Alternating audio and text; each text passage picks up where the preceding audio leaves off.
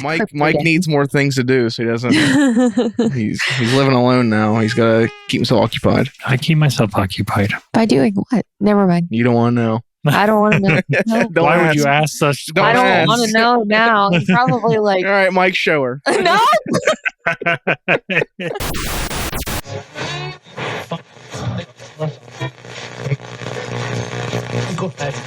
You are listening to a Cult Talk Network podcast. Welcome, everyone, to Cultober 2023. We are almost through the month. I'm Ty. I'm Bailey. I'm Bailey. I'm Michael. Yeah, you guys forgot your bit. I thought we were done. You thought, and that's what you get for thinking. See, women, stop thinking and let men run your life. That's all this is. Oh, wow. That's If you take anything from this event, that's what I would say take from it. Yeah, don't let women do thinking. Sound advice. That is some sound advice. What you got us here doing today, Ty? Well, this was partially your fault because you're the one that decided you wanted us to do these PG movies for some reason. So, we wanted to really touch on our core audience. You know you've enjoyed the PG films. Oh, I have.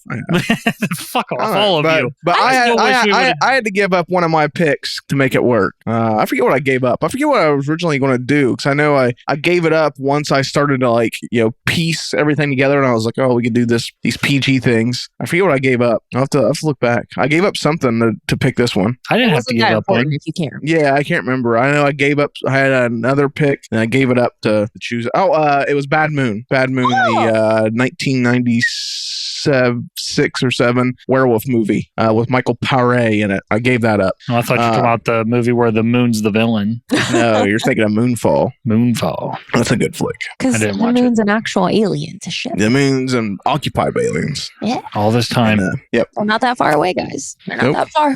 It was rampant AI. But that's not what we're doing today. It's Moonfall. We're not doing that. We are doing 1986 PG movie, Little Monsters. Dun, 86? 89. Sorry, 89. You I don't know where I got 86. Ass. I think I was thinking at 96 when I said Bad Moon. Yeah. 1989. God damn, they threw this much money in that. Oh, shit. Sorry, I just started looking down through there. I skipped ahead. I'm sorry. What year were you guys born? Was 90. it 90? 90. Okay, so what year were you born? 96.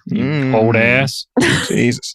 I'm a baby. Yep. Smell like a baby. Smell like poop shit all the time. Oh, maybe they're supposed to smell good. Like there's like a newborn. I have never once ever smelled. No. Well, first of all, I don't make it a habit go around smelling babies. Let's make that clear first.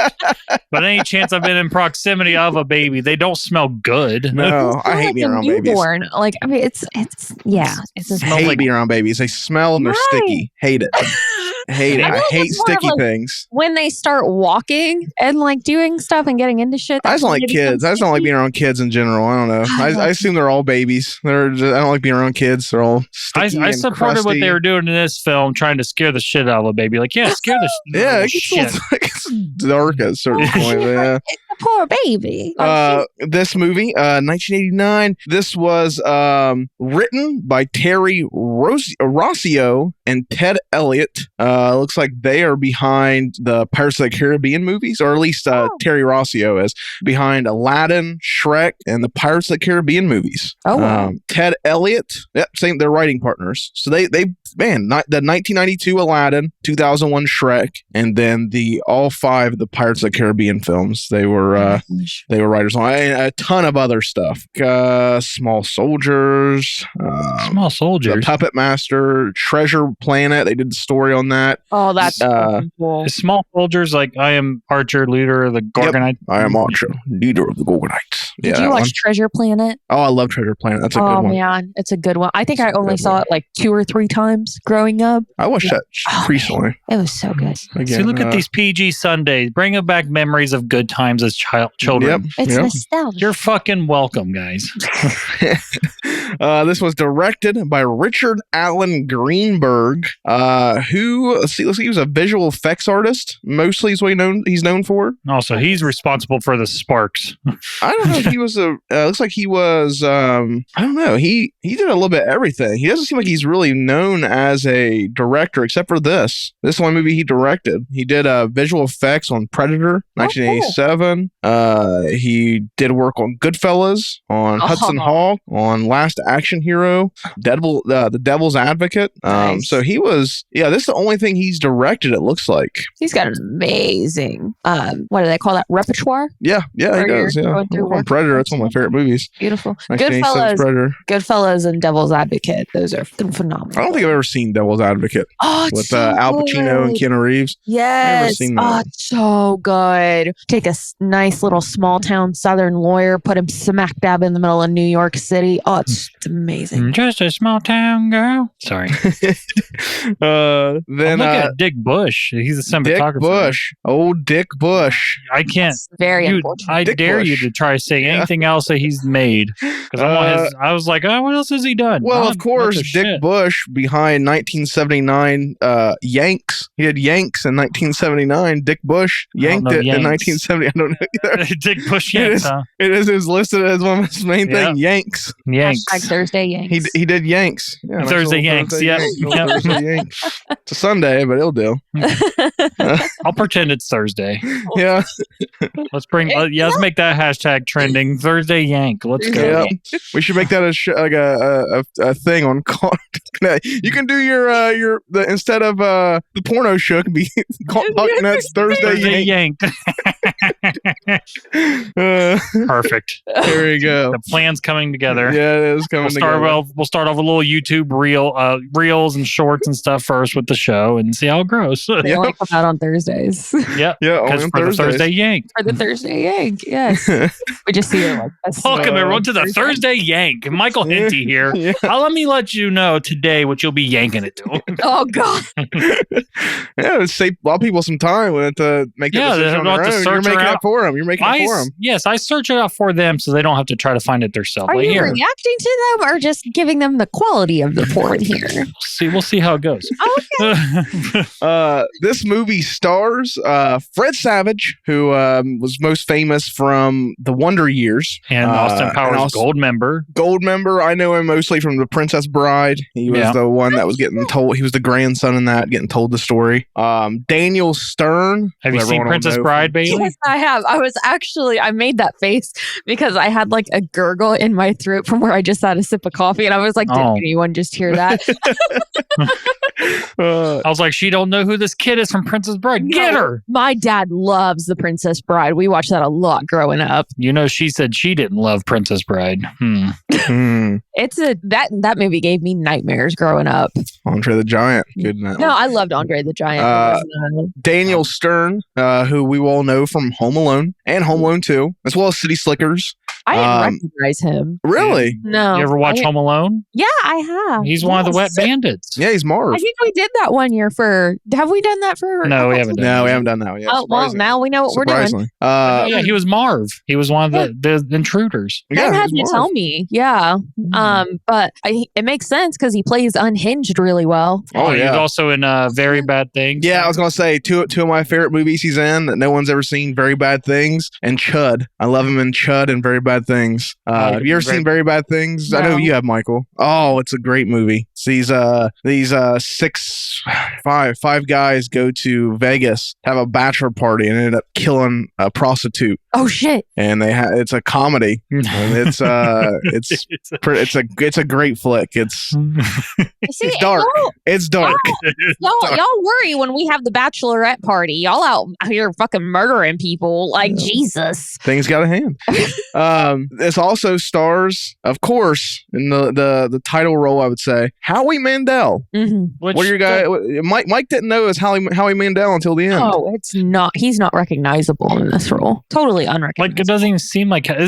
Are we sure it's the same Howie Mandel I would know? It's Howie Mandel. This was supposed to be his vehicle. This was supposed to be like a Howie Mandel vehicle to get him out in the mainstream. Oh yeah. That's why he does all the wacky movements. That's what Howie Mandel did. he was on cocaine throughout filming this movie. You can't tell me otherwise. I'm like, he is hopped up. But I mean, I used to watch America's Got Talent, which was how I got to know Howie Mandel. And he just seems like he's like full of energy just all the fucking time. He's a germaphobe, like big time. Yeah, big time. I know Howie Mandel from Bobby's World. That's where I know him from. He had a show. It was on Fox Kids. It just Bobby's doesn't World's look like movie. Howie. Like, Well, he's under makeup. Under a Beetlejuice doesn't look like Michael Keaton either, but it looks more like Michael Keaton than this looks like Howie. well, yeah, Mandel. he's got a lot more makeup on than Michael Keaton did. That's for sure. He's got full face prosthetics on. Oh my gosh, yeah, painted head to toe, everything. And I guess I'm just used to Howie Mandel being a little thinner. I guess. I mean, I guess he's a little more. He's just covered up in this one. He's lit dark. I mean, he's covered under a lot of makeup. But yeah, Bobby's World, and then I know him, of course. I'm a big Gremlins fan. He's the voice of Gizmo. That's what I always know him as too. He does all the little mannerisms that Gizmo does in Gremlins 1 and 2. Oh, that's cool. Yep, that's the voice of Gizmo. Is Howie Mandel. Another movie we should do at some point. I love the Gremlins movies. I get Gizmo always like up here on my corner of my thing and watches over my house. We'd have to get those guys that we met at Bruce Fest that had the Gremlins like props and everything. Yeah, I reached out to them. They want to be on the show. Just gotta do it. Yeah, I'm cool. That's awesome. We have a Gremlins Funko Pop that when I saw it, I was just like, this is coming home with us. I got the NECA Gremlins. It's pretty cool. It's got the faces and stuff. I put him. He's Rambo Gizmo for most of the year. Then around Christmas, I put him as a Christmas Gizmo. Oh yes. Swap out his pieces. This movie. You know what the budget was on this? I know you already looked, Mike. Yeah, I'm looking. Do you know what the budget is, Bailey? I'm gonna say 13 million. Jesus Christ! How much do you think things cost? That's a lot of money. I don't know. A lot of money. It's 4.5 million. 13 million. Jesus Christ! I mean, Lisa, if they would have got Bailey, if they could have had Bailey as producer, they could have had more than pallets as the second world. Yeah, I was gonna say the fucking Monster World is a bunch of pallets stacked around. No, it's because of how much makeup and prosthetics there are. Yeah, I was there. That looks like the only thing they spent money on because fucking the kid's house looks like shit inside. Yeah, they're fucking Monster World is just a bunch of pallets and shit. They could have used some extra cash. This movie had $4.5 million budget, but it only made $793,000. Oh. Big bomb. Didn't even make a mill. Big bomb. Nice try. It released on August 25th, 1989. So it's almost right there at the Halloween time, into summer. I mean, they probably should. I think that might have been one of their problems. They probably should have pushed this back a little more in the fall. Yeah. Even like a September release, I think would have fared. This definitely doesn't feel like a summer movie. Yeah, that's definitely something weird we're getting with this year's Cultober. Going back and looking at these, none of a lot of the movies we've reviewed haven't released at an optimal time to do. Like even Hocus Pocus didn't release. Yeah. It released in the summer or something, didn't it? Yeah, even Demon Night was originally scheduled to come out like on Halloween, but then they pushed it back to like January. Right. It's like, what the fuck? Like, why are they suffering like this? Didn't Casper come out in like the dead of summer? Yeah, I think it did. I wonder if they're banking on coming out early and then the video dropping around Halloween. Yeah, then you have people renting it up to do Halloween parties and possibly merchandising and stuff too for the Halloween season, I guess. Yeah, because maybe that's the idea is it comes out in the summer, it's popular, then around Halloween rolls around, you can market your Casper Halloween costumes and your Casper Halloween decorations, shit like that. That might be kind of the idea behind it as well. That way it has a little bit of popularization because if you just drop this stuff at Halloween, there's not enough time for people to buy the Halloween shit. Right. Yeah. Mm-hmm. That would put shit out around like Christmas, then that wouldn't be a good time. So that could be the mindset of it. But I feel like this should definitely come out like September-ish. This does not feel like a summer flick at all. But yeah, this was supposed to be like Howie Mandel's his vehicle to kind of get him in the spotlight. Like this was a Howie Mandel movie is kind of how this was billed. Because he done Gremlins, but that's very minimal. This was him front and center. I mean, who are we to say it didn't work? I mean, look at him today, I guess. it's a movie that flopped pretty hard when it came out, but once it hit video, it became super popular. It's a cult movie. Yeah. How fancy us Cult Talk Net covering it. Exactly. It's kind of well idea. One of the terms I read when I was looking into this movie I never heard before is gateway horror, which I thought was kind of cool. It's considered a gateway horror movie. It's a kids movie, but it's got a lot of horror elements. So it's a movie that can kind of be used to gateway kids to get more into horror. Oh, that's They cool. watch this movie as kind of a way to get them into the genre, which I thought was kind of cool. I never heard that term before, gateway horror movie. Well, here's the thing: best gateway horror movies for newbies ranked. Let's just look at MovieWeb real quick. They have like the picture of witches there. Witches. Spit 'em, Mike. Poltergeist. The fuck? Jesus I don't know if Christ. I'd consider that a gateway That's- horror. God damn. No. That seems a bit of a jump. You're Yeah. in the water at that point, guys. So like, Return to Oz. I never watched Return to Oz. Oh, I showed Evan that for the first time. He hated it. I love that movie so much. He was so uncomfortable by it. That's a movie we should do for Cultober. I love that movie to death. why? I guess I even love Wizard it. of Oz. Why are is you kinda- so excited about this movie? You look up some Return to Oz stuff. I love Return to Oz. I guess that- what didn't he like about it? It was just too dark, too weird, made me uncomfortable. Like, that's why I love it. It's fucking bizarre. Fright Night Gateway. I never watched Fright Night. Yeah, Fright Night. Night's all right, yeah. What's Fright Night about? It's It's the vampire film where the Yeah. vampire moves in next door Weird. and all these people start going missing. They did a recent remake of it, like a reboot of it. I think. yeah, it's got that kid that got crushed by his own car. Oh shit! Is that really what happened to him? Yeah, he got crushed by his own car checking his mail. He was checking his mail and the Jeep, the brake on his Jeep went out, rolled down and crushed him. Oh shit! Are you happy, Bailey? Are you happy you know that now? I mean, no. Gremlins, another gateway, Oh, definitely Gremlins. Gremlins is not a kid's flick. but it's a gateway. Yeah, it is a gateway. horror. Gateway horror. Yeah. The Gate. I've never seen The Gate. I hear that reference all the time. I see pictures of it constantly. I've never seen it, but I've seen the clips and stuff. It looks pretty cool. Does that I have just have Johnny- not watched it. does that have Johnny No, Depp you're in it? thinking of there is a movie called like The Ninth Gate with Johnny Depp. Yeah, That's not what it is. that's what I'm thinking of. Good shit. We got Critters, Critters, Oh. that's a fun one. Monster House. I'll give them that these days. Yeah, Monster House. The animation's a little rough on Monster House looking back, but it's not bad.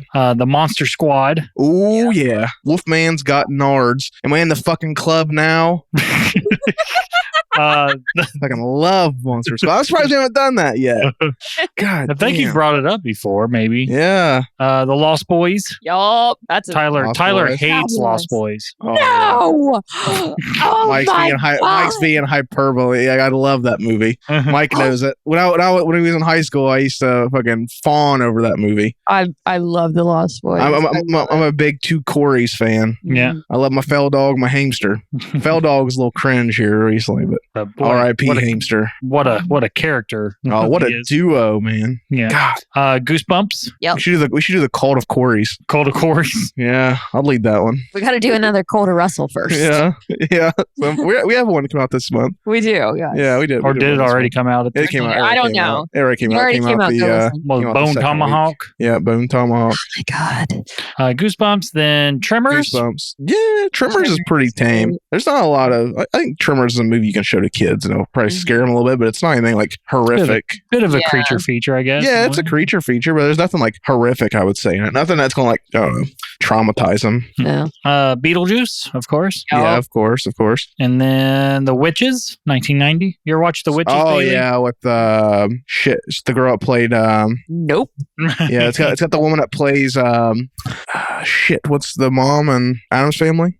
Oh yeah, fuck. What is her name? Morticia. Yeah, it's got the woman that plays Somebody played Morticia. Morticia. We'll find that out here in a couple in a week or so when we do that for Halloween. But yeah, Morticia. It's got the one that plays Morticia in it. And their Oh. number 2 is Coraline. Yeah, Oh, Coraline. that's a creepy a good one. Yeah. And then Ghostbusters, the first one. Oh, That was their rank. I hate that one too. That movie. Why do you hate that movie? Tyler would never dress up as a Ghostbuster ever. Never. Never catch me Never have his dead. portrait done. Catch me fucking dead in a Ghostbusters. I always forget when I go back and watch Ghostbusters, the part where like Dan Aykroyd's character, what's his name? Fuck, in the movie. Whatever. I don't. That's Dan. Aykroyd. It's Ray Stans. Oh, I Get him right. When Ray's like sitting there having the dream or whatever of a My ghost favorite giving him, Ghostbuster. of the ghost giving him a blowjob, I always forget about that when I go back and watch that film. my parents made us leave the room when that scene came on. They're like, bye. No. He's not dreaming getting from a ghost. He's getting head from a ghost. I thought it was a dream. No, he's not even dreaming. He's getting fucking a blowjob from a ghost. I'm pretty sure it's a dream. I think because that's when they're sleeping in the firehouse. Yeah, the haunted firehouse. He's getting a blowjob from a ghost. He's not dreaming. I've seen the movie a lot. I know what I'm talking about. He's not dreaming. He's getting head from a ghost. But yeah, gateway horror film. That's a good thing to check out. That's interesting. I've never heard that. All my times, I love like PG horror from the 80s and 90s, and I've never heard that term, gateway horror. But yeah, definitely. Yeah, Bailey, do you know Little Monsters is PG? That surprised the shit out of me. Then like I kept thinking about how this came out on Disney way back when, and I'm like, wow, Disney's a bunch of puss now. Little Monsters didn't come out on Disney. I thought it was a Disney film. No, this is a Vestron movie. Who owns Vestron? Vestron owns Vestron. Are they under anyone else? I don't think so. It's just Vestron. Just Vestron. Yep. Yeah, Vestron Pictures. That's all it is, huh? I feel like I've seen. They're surely not still around it. Yeah, they are. They're not making stuff now. They're a distribution company now. Yeah, Vestron Video. So we watched this on the Vestron Blu-ray, and we've actually this is the second Vestron film we've done for Cultober. Oh, Vestron. Previously, last year, we did Sundown, the Vampire Retreat on Cult of Campbell. That's a Vestron flick. Oh, yeah. It looks like Vestron's mostly known for distribution. Yeah, that's what they would do. They're a distribution company. And they went under, I believe, in like the early 90s. That's what it looked like. They did Dirty Dancing. Yep, that's what they're most known for. They went under in like 91, 92-ish. And then they came back just a few years ago because a really popular trend now is taking old movies and remastering them and putting them on Blu-ray. Mm-hmm. So, and a lot of times these companies will come in, like their Scream Factory or Shout Factory. They'll come in, they'll buy a movie rights, and they'll put it out on this like big decked out Blu-ray remaster with commentary and never before seen footage and deleted scenes, all this stuff. But Vestron was like, hey, we own all these cult movies. Let's just do them ourselves. So they have like Vestron Video where they just put out these really nice Blu-rays. So that's awesome. So Vestron produced Little Monsters, but sold the film to United Artists due to financial problems. Oh, UA. Yeah, they was a good company too. They went out. Vestron did Twister also. Oh, nice. They did the international release for Princess Bride too. A lot of connections here. Interesting. Yeah. Look at that. They're just out here doing it. Way to go, Vestron. Didn't know you existed. Yeah, Vestron's a great company. They're a great company. Yeah, they do some really great Blu-rays. And like the thing with the like popular Blu-rays, or like Scream Factory will put out a Blu-ray that's like $30, but it's like jam-packed. But Vestron puts out these Blu-rays for like $15, and they're great. Nice. I love them. I think they're really good. They have a lot of my business. I pre-order a lot of their shit. Well, we're 30 minutes into the recording time anyway, so how about we talk about Vestron's film of Little Monsters that they did.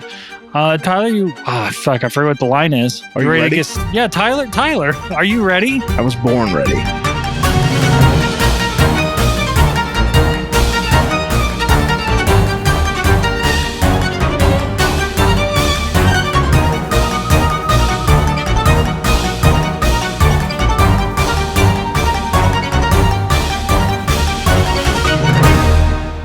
Little Monsters, classic movie. I've seen it ever since I was a kid. I don't know when the first one I saw it, but it would have probably been in the 90s. I'm pretty sure it was on VHS or maybe like some like low grade DVD, but it was definitely on physical media. I didn't see it on TV. Because for a long time, this movie was like kind of just one of those movies that came out and just people kind of forgot about for a long time.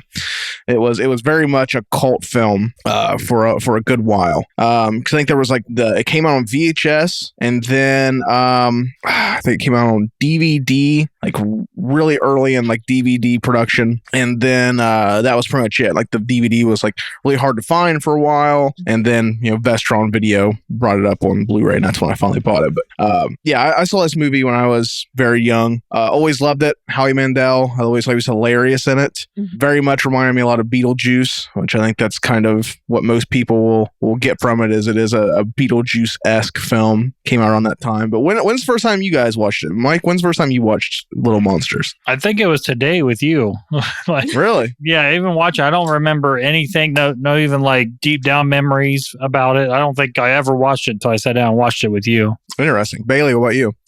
Today, all the way through, definitely. Okay. I remember seeing it as like a very, very, very wee Bailey, but I don't like remember seeing it all the way through. It's like I remember the monster design. Here's something I'm curious of, and you'd be able to answer this. Did Ben or Eric ever see it before this? Yes, I know Ben did. I'm not too sure about Eric. I figured Ben would have seen it. This seemed like something up his alley. But yeah, this movie, one of those movies I loved when I was a kid. Does it hold up now? Yes and no. We'll talk about it. I still have like the tinted glasses on when I watch it, but nowhere near a perfect movie that you once thought. That's what I once thought, but I mean, I still love it. As soon as Vestron announced the Blu-ray, I went ahead and had that pre-ordered because I wanted to have it. I like it that much. It is a fun flick. It's a good Halloween flick. It is fun. It's a fun one. It's a fun one. That's a term I use a lot. It's a fun one. Efficient story writing? Efficient.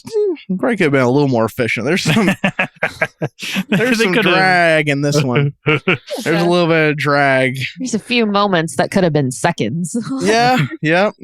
I think we counted like 5 montages, Mike. Yeah, 5 there's a few montages. Yeah, they had a really good album, though. I mean, they did. They had some good songs. Music in there. I mean, at least it was like music layered montage. Yeah, there wasn't much like by way of like actual soundtrack, like score. It was like all music, wasn't it? Yeah.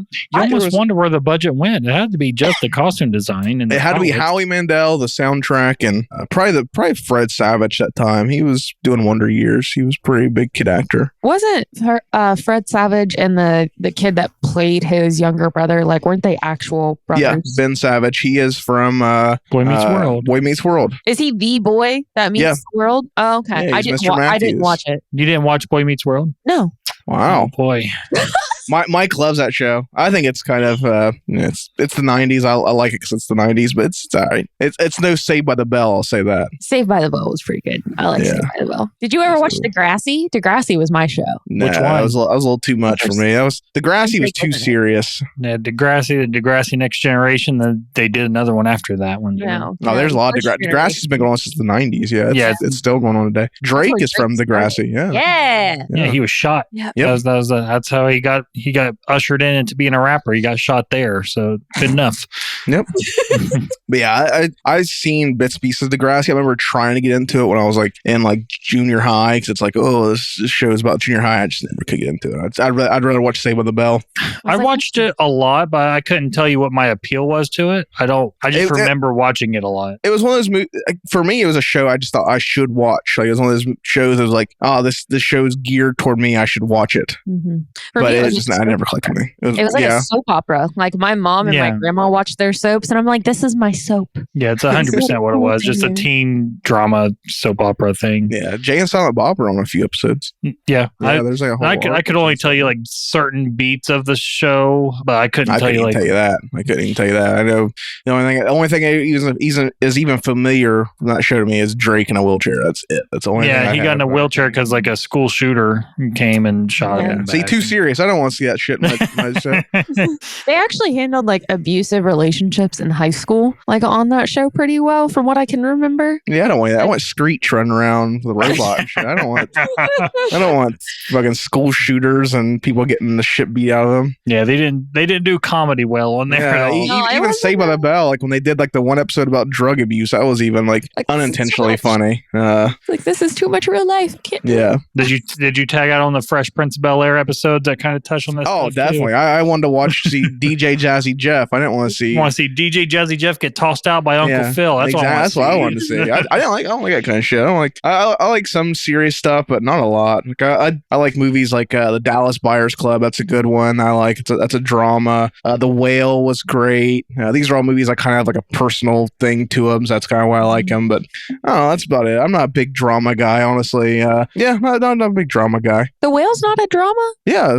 That's what he's saying. Dallas Buyers Club's a drama. Okay, Yeah. okay. Yeah, Dallas Buyers Club. Good Will Hunting, probably one of my favorite movies of all time. That's a drama. You're welcome. God damn. You're welcome. Oh yeah, thank Mike. It Thanks, took Mike. so long to make him watch Good Will Hunting. It's just And then I watched it like a million times after that. he wouldn't stop. Yeah. Dead Poet Society. Yeah, that's all right one. That's a good one. Ron Williams is good. Beautiful film.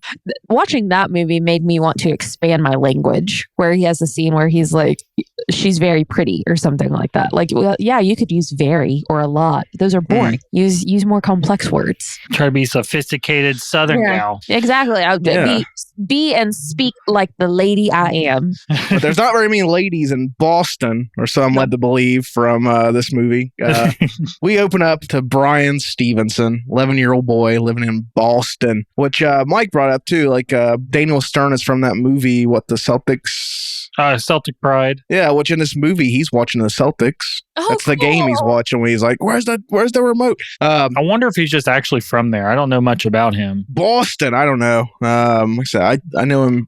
Take us to the plot some, and I'll go investigate that. Real quick. So Brian Stevens, that's our main character, and him and his family just live in an absolute shithole. They're in a fixer-upper, okay? Yeah, but there's never any well, I guess his mom fixed up. Yeah, I guess I was gonna say I don't remember ever fixing because I just thought they lived in a fucking shithole. But I know the dad does tell the mom, like, just remember this is our dream home. She has to remind herself, like, this is our dream home. Mom and dad fight a lot. The kids, they're witnessing all of it Because they just moved and they're in a fixer-upper and they got 2 kids under the age of 10. And I think dad's working, and I don't see mom working. Out.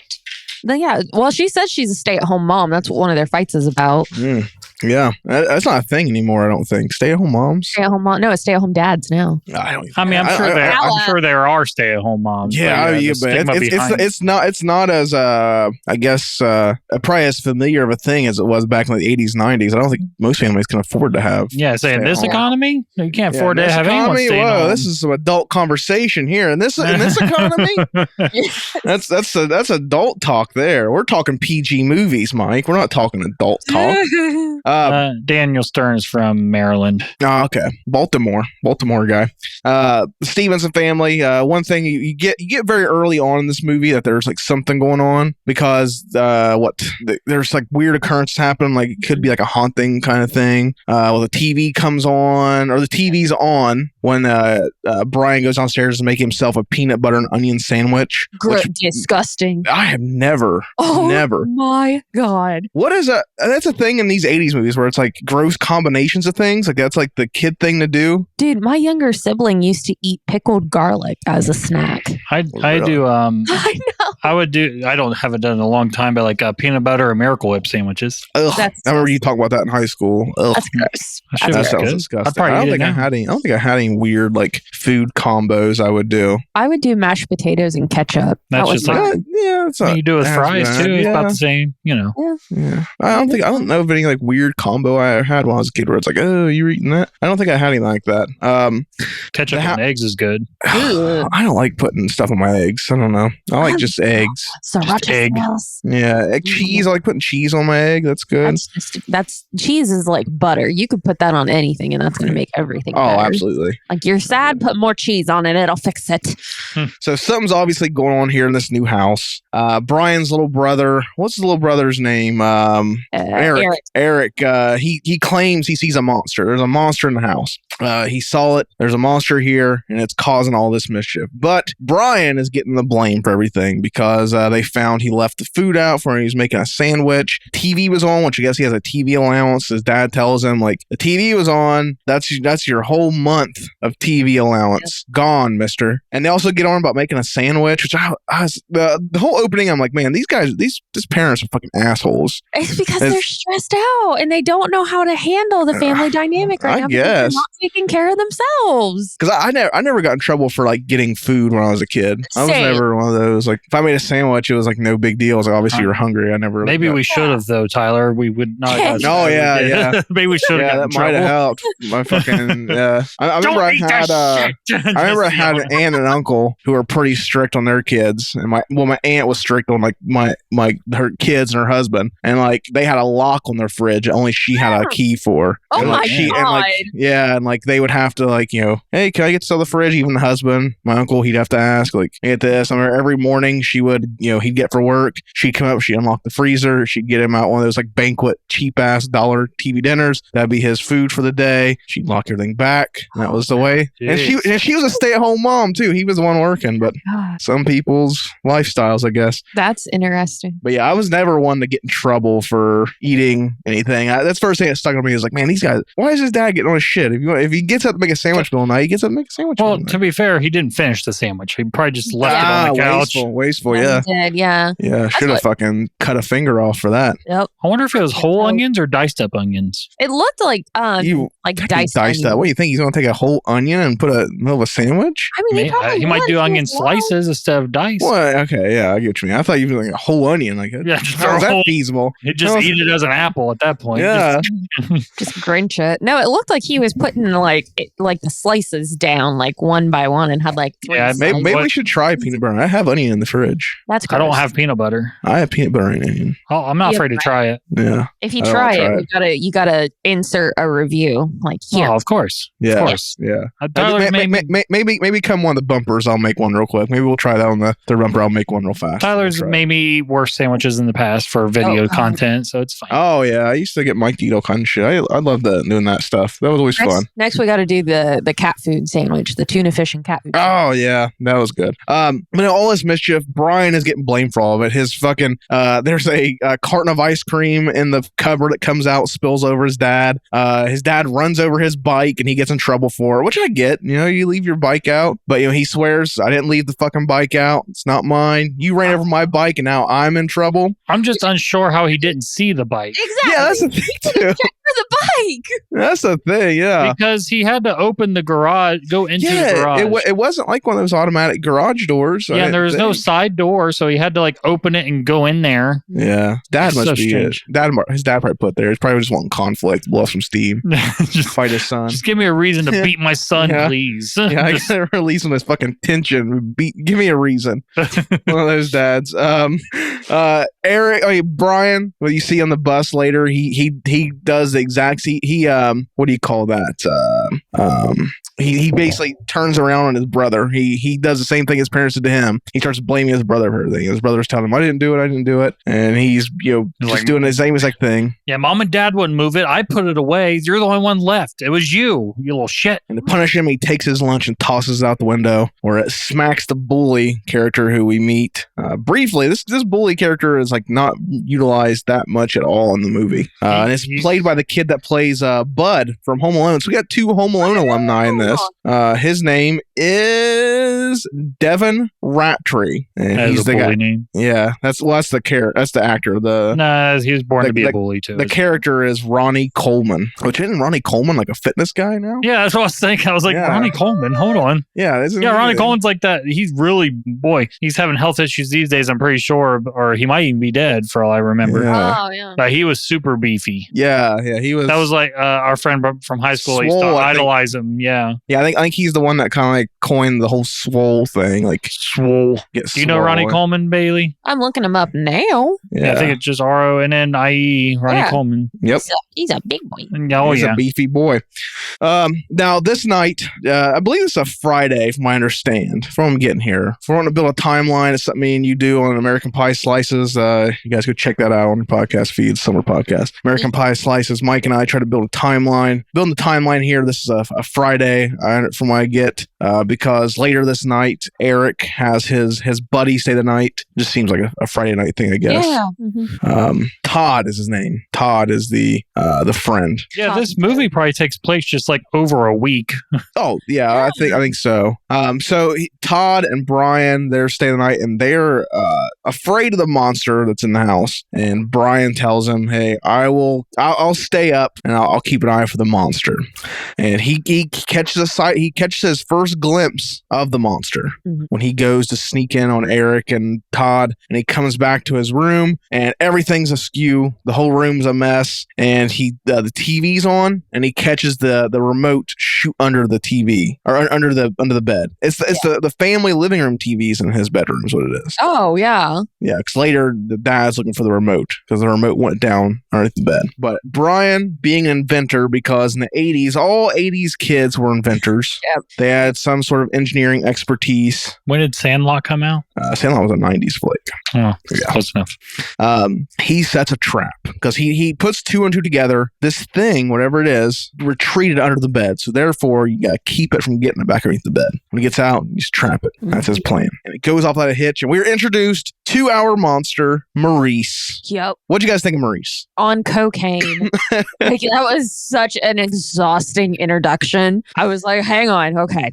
What's going on here? Who is this? What is this character about? What is happening here? There is so much happening because, like, there's a lot to look at. There's a lot he's saying. There's a lot of movement. He's chewing scenery. Like there's no chance of anything else occupying the screen when he's on there. Like, he just devours the whole scene, which kind of made me think. So, in Beetlejuice, this movie has a lot of comparisons to Beetlejuice. People compare a lot to it. The guy who did the makeup for Beetlejuice also did the makeup for Maurice. Oh, nice. There's that kind of parallel, but it made me think, like, Beetlejuice, iconic character, kind of similar in his mannerisms, and we don't get a lot of Beetlejuice in Beetlejuice. Beetlejuice, I think, because we looked it up when we did it last year. It's like something like very small amount of time in that like 13 minutes, some shit like that. It's a very small amount of screen time, which made me think that's probably one of those good things, because I think this movie kind of suffers for this. Is Maurice is on screen a lot, and it's exhausting a lot of times he's on screen, which I think that's why Beetlejuice works so much, because like you want to see more of Beetlejuice, but you don't get to see more of Beetlejuice, but you want to see more of him because you're like, man, that's such a good character. Maurice, it's like, oh, this is a cool character, and then as the movie goes on, you're like, Jesus Christ, just fucking calm down, Maurice. Calm the fuck down. Everything's a zinger. Everything's a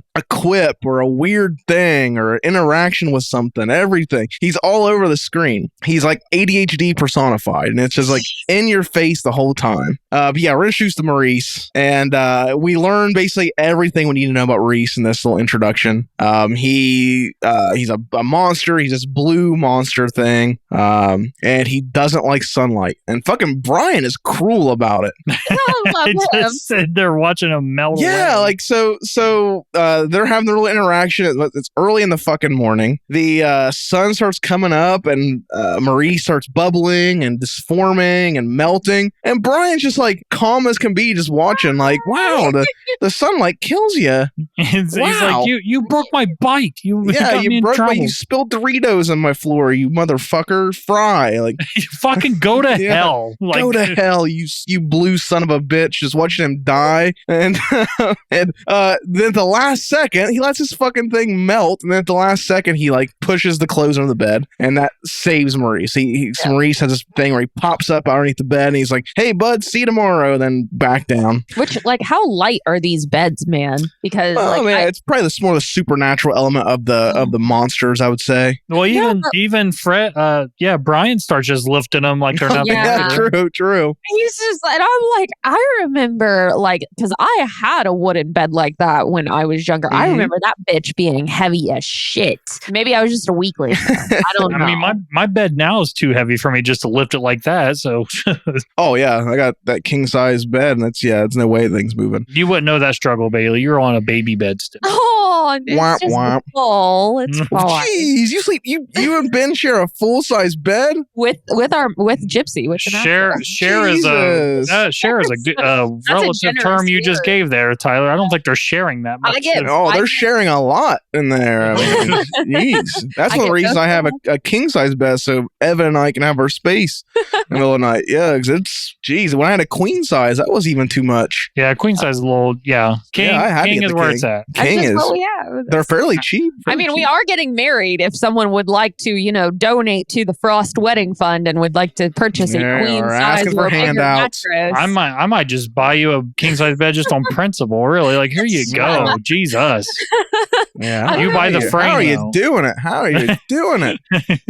Yeah, I think I upgraded to a king recently, and that cost me, it was like freaking like $400 total. I think. Oh, okay, Tyler went extra. I think mine was like I bought mine on Prime Day, so I cheated. Oh, Yeah, he bought yours on Prime Day. I bought mine just regular. It was like $400, like probably like the lower end of for 8 hours of sleeping every night. That's a small on fucking memory phone. Jesus, yeah, it changed my life getting that. You've taken a nap on my bed, Bailey. You know how nice it is. Oh yeah, that's wonderful. Yeah, treat yourself. You sleep on a bed 8 hours a day. It's a third of your life. You're spending on it. That's true. Invest in a good bed. And I work a lot too. Well, we both work a lot. Call Talk Net life tips. Yes. Yeah, treat yourself. Cult tips. See if we can get a Casper sponsor or Purple. I'll sell for Purple. Yeah, Purple. I'll do it. I'll be a guinea pig. I'll do it. Me, please. We're not good enough for Serta. No, but my office has Serta chairs. Oh my god. My god. We digress. We digress. My office shitty chairs. My chair's a piece of shit. We got a brand new state of the art building and fucking pieces of shit for chairs. Oh no, they ran out of budget. They did. They did. They were like, well, sorry. Next year, they told me. So we'll see. But yeah, this is one of many of the interactions we'll get between Maurice and Brian, because this is the beginning of a budding friendship between boy and monster. Dun dun dun. The tale as old as time. Tale as old as time. Not creepy at all. Boy and beast. Boy and beast. There were some weird moments. There was some weird moments toward the end. I was like perfectly fine with it, but at the end, I was like, are these guys are they going to kiss? There's right. Wait. The sun's rising. Yeah, he tells him you'll get married to that girl, and he's like, we're not getting married. And Maurice been like, so there's a chance. Yes. So you're on the market. That's what it sounds like to me. Why don't you crash down here with your old friend Maurice? Yeah, we'll make sure you're taken care of. Yeah, there was some creepy stuff, but immediately, because like this happens so quickly with like Maurice finds Brian finds out about Maurice, and then they're instantly buds, and Maurice just like, you want to check out the secret monster world? And they go to the secret monster world, which this monster world, were you underwhelmed? A lot. He was really talking it up. He's like, there's magic, there's all this crazy shit. Do what you want when you want. You can watch the porn. You can watch a Playboy. If you want. You can watch Letterman. You can watch Playboy. That's a really good little dialogue he has there, where he's talking about it. He's like, you can live as the founding fathers wanted you to live, or the founders of this planet wanted you to live, free of all rules and all everything. It's a very good speech. And it's like really rah, and like the wind starts blowing on him, and it's very patriotic. It's a pretty good little scene there. But he takes him to the underground monster world, and it is just a bunch of stacked pallets. Yep. And some stairs built, probably still out of pallets. Woods, yeah, probably very unsafe. And then they're just random sparks flying around. To keep random post-production.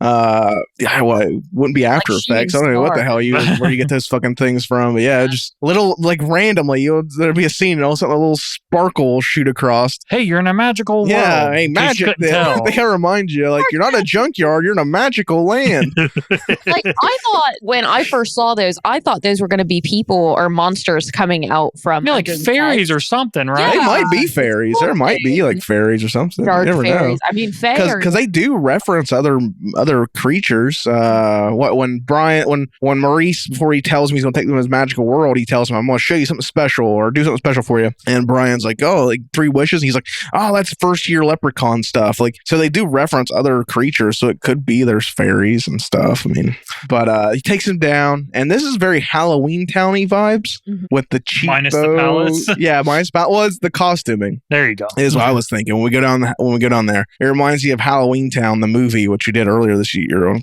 earlier this month on Cultober, with like the very obvious fake costumes and just like, just kids in random costumes, but they're magical monster creatures. And he takes him down there, and it's just a bunch of pallets and people people in costumes. It could have been anything.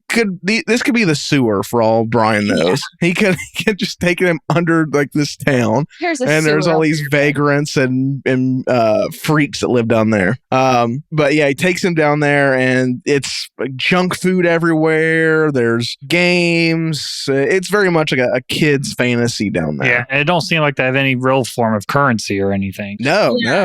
Just you steal stuff, you bring them down. Bunch of commies.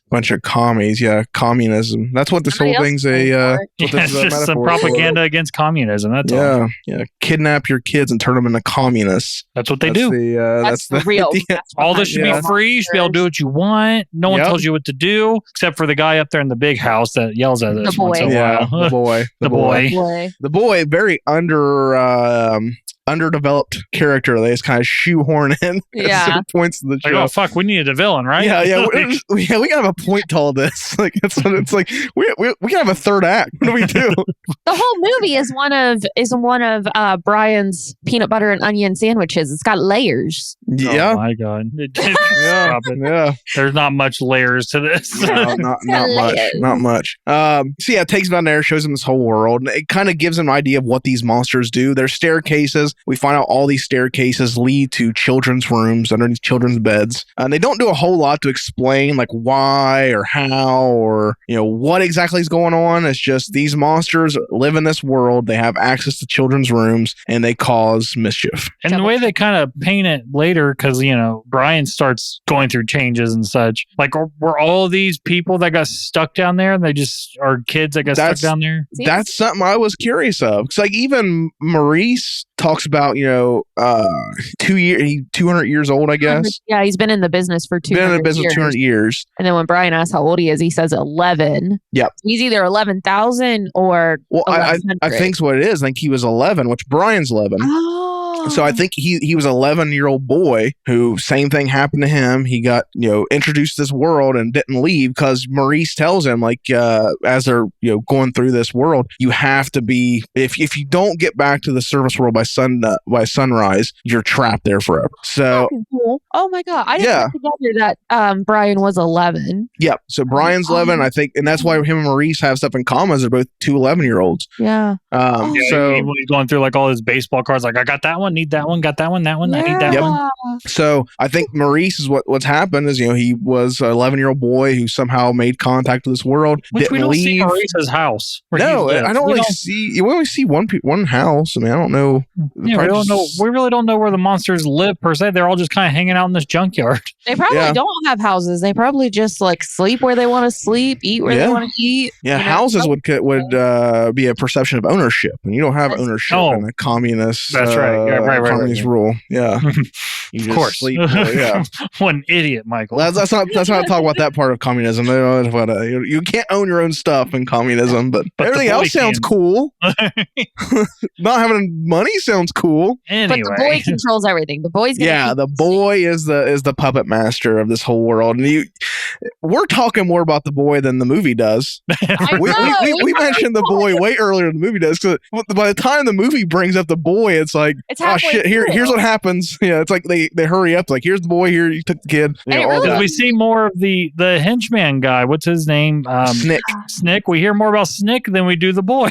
That's what I thought was going to be the villain was Snick. I thought something was going to happen with them, and then he starts talking about boy gets what boy wants. So I thought his name was Boy. And then like he was talking like the third person. That's what I thought he was doing third person.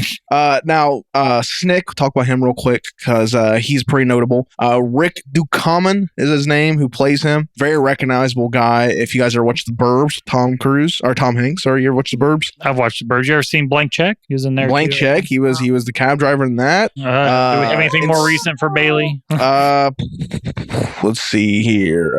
Remember, Bailey's 5 years old. Yeah, and he was in a lot of. He was only 5 years old. He was in a lot of Pauly Shore stuff. Oh yeah, or a couple Pauly Shore things. He was in Encino Man. He was in Jury Duty, and he was in Pauly Shore is Dead. Oh, I thought he was in more stuff, but it doesn't look like he was in that many things. He's super recognizable though. That's like he died in 2015. He retired from acting in 2004. So yeah, The Burbs is what I know him from mostly. great flick, The Burbs. That's a movie we have to hit at some point. But yeah, he's not been in a whole lot. And like even stuff he is in, it's like, oh, you recognize a movie, then he's a henchman or a pool owner or some shit like that. You know, Cindy's dad. Oh, he was Cindy's dad in Scary Movie. Oh, that's a good one. Yeah, he was like the cokehead. Yeah, he was pretty recognizable in this. He has a cameo earlier in the movie too, not in makeup because he's like the host of that show, that like adult show. Yeah, that adult show they're watching. He's the host of that. But yeah, so Snick is kind of a big bad we get introduced to. He's the first like hint of anything bad going on. But Maurice takes Brian on an adventure, shows him like how they enter the world, and they just cause mischief, and that's their thing. They're responsible for like any mess that happens or anything that breaks in your house. The monsters are responsible for that because kids aren't evil, monsters are evil. Yeah, the kids then get the absorbed blame for it. So anything that kid gets blamed for is likely by these monsters, which makes them into villains. Like it's like, what the fuck why are you here? You're just causing chaos for no good reason. There's just evil in this world, Ty, that Yeah, we live in a society. But there's something that the parents blame the kids for that just don't make sense. Like the mud prints going two separate ways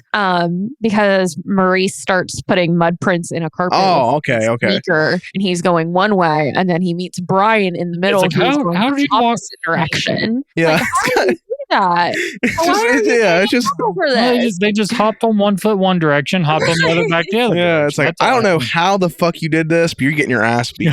Exactly. It's like some like worn out mom. Like, I don't know how the fuck you're doing this shit. I'd be like, how did you put my fucking car on the roof? I don't know. Yeah. But your and talking about dragging moments, I don't think we really necessarily need to see all those kids getting in trouble by their parents. That was so sad. Yeah, it was so weird and cringy. It's like we get the point. They're getting these kids in trouble. We understand. Like, do we need to see the resolution of that? Not really. Two notable things we get, because this happens on a couple occasions where because Brian, after the first time, he waits for it. Like he's like, oh, he's staying up waiting for it for Maurice to come and take him on these adventures. We see him enter the bully's house. He enters the house of the bully, and what do they do, Mike? What do they do to the bully who picked on him? So like the first thing, it's like they put the cat food on the tuna fish whatever sandwich. Yep. Like, okay, that's a little funny. And then Maurice is just like, hold on, let me drink all of his apple juice and then piss in it right in front of this kid. First of all, just turn. And Brian's just like, oh man, that's a great idea. Just like, again, this is PG, but like Tyler said, it's like this is 80s PG. The thing, this is two totally different things. Because they're smoking, they're pissing in bottles, they're saying piss, bitch, shit's one of them. And like the kids are cussing too, and I'm like, what the hell? It's a magical time. It's when PG movies were fucking good. It really, really stood for parental guidance. It's not like it did, like be aware of what the fuck your kid is watching. Hey parents, this kid drinks piss in this movie. So but I was looking at that and my jaw just dropped. I was like, what is this? So that's one of the notable things. Of course, Brian watches as the kid drinks piss later in school and pukes all over the principal. The other notable one is the girl he likes. Her name is... What is her name? Cindy? No. She's not listening. Kirsten. Kirsten. They enter Kirsten's room. Yeah, which is I'm like, hey, how about we not be in there? Yeah, it was creepy. It was a little creepy. They enter and there's like standing over, falling over. She has a picture of Brian in her room. She likes Brian. But Maurice tears up her homework with his dog hand. Man's best friend, his right hand. Yeah, hell yeah. You can say that again, brother. All right, Bailey. Yeah. Oh no! I was just over here making like the baby. I have to get her there. I have to get her on our level where we're at, Ty, with gestures. Like, yeah, man's best friend, his right hand.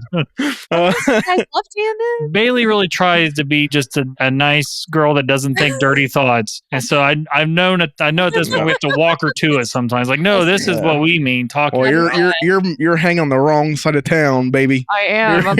I'm on the wrong side of the tracks. You're on the wrong side of the tracks. Things are a little darker over here. I'm a big girl. I can take it. Oh. That's getting stiff.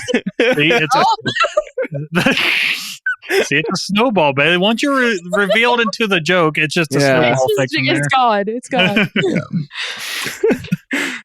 He rips up the girl's homework, and she doesn't check her homework before she leaves school or whatever.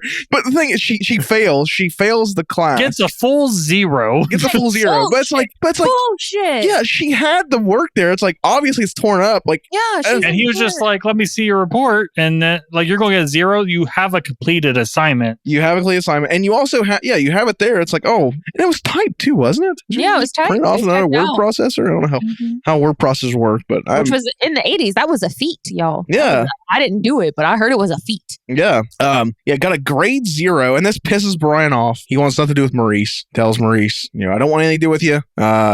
You mess with my girl, which Maurice tells him earlier, like around that time, like, rule number 1, you never get emotionally invested with the victim. Which is the victim. Yeah, that's what he calls it, the victim. Mm-hmm. So it tells him that. But at this time, Brian, his dad comes up and says, "Hey, Brian, come on downstairs. Mom and Dad got something to tell you." Which is not what you want to hear. No. Ever. For my mom, it was, "Hey, I need to talk with y'all for a minute." And that minute my turned parents into like split 4 up. hours. I don't remember my parents split up. It was like before I was cognitively. My parents split up back in 2016. Yep. Yeah. How was that talk, Mike? There was a lot of screaming. There was a lot of screaming involved. The ambulance was called. Yeah. Pretty rough. Pretty rough stuff. It was a rough split. It was a very rough split. So did you stay with your mom or your dad? I stayed with Dad. My mom went to a land. I didn't want to go to the land that Mom went to. Mom's dead, everyone. In case you don't know by now, Mom's dead. That's what we're implying. You gotta tell them. They're not gonna understand. Yeah, you keep it going. If people in our comments like, "Man, Michael's mom's a bitch" and stuff like that. Michael's got a pass. Wow, Michael's mom sounds terrible. Hopefully his dad's still treating him good. Yeah. Sounds like he made the right choice. I didn't have much of a choice, guys. This decision was forced upon me. It's like, yeah, it was out of his hands. Much like it's out of the hands of Brian and Eric.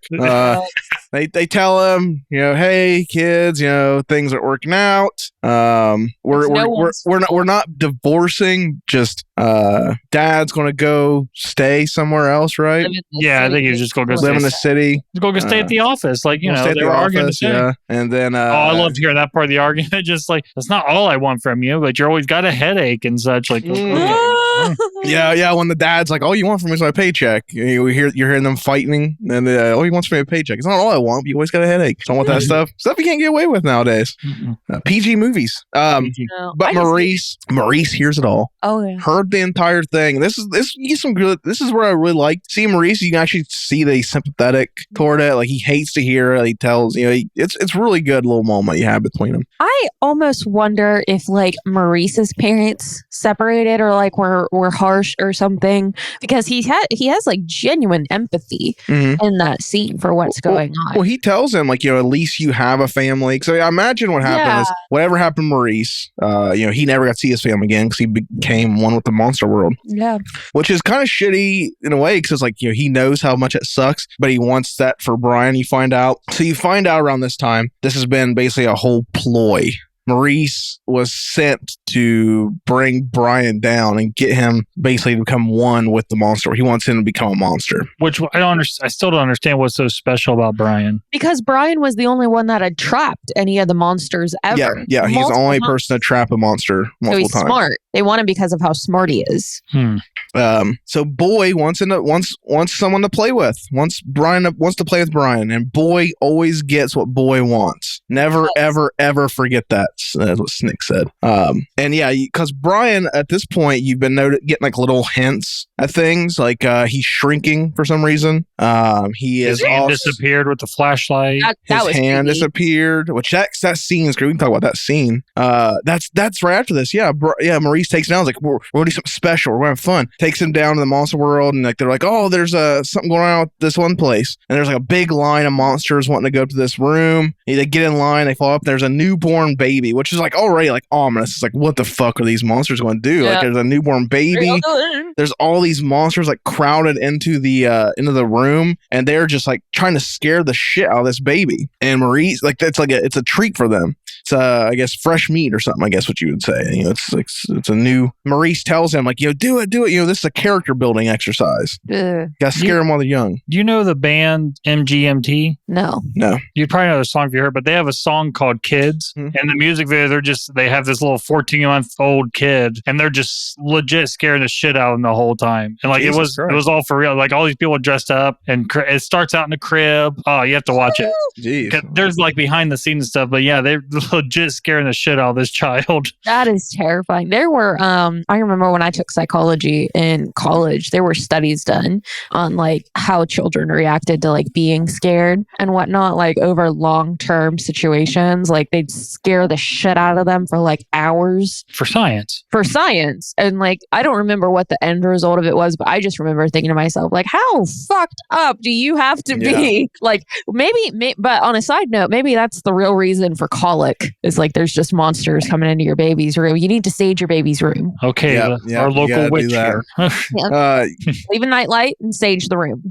And this is the final straw for Brian. He's done with the monsters. He's done with Maurice. He wants stuff to do with him. He's finally, just over it. He saws all the legs off the beds in the house. Because, that's normal. Yeah. Even the mom is just like, she's like, it's just him coping. Dude, these parents, I have so many problems with these parents. Number one, they say like the divorce is no one's fault. Like, of course, it's during while they're like talking about, like the kids are like, I'll behave, I'll be good. And the parents are like, it's not your fault. It's nobody's fault. Number one, you should already go ahead and tell your kids, like, this is a mom and dad issue. Like mommy and daddy are having an issue. Number two, because like, no.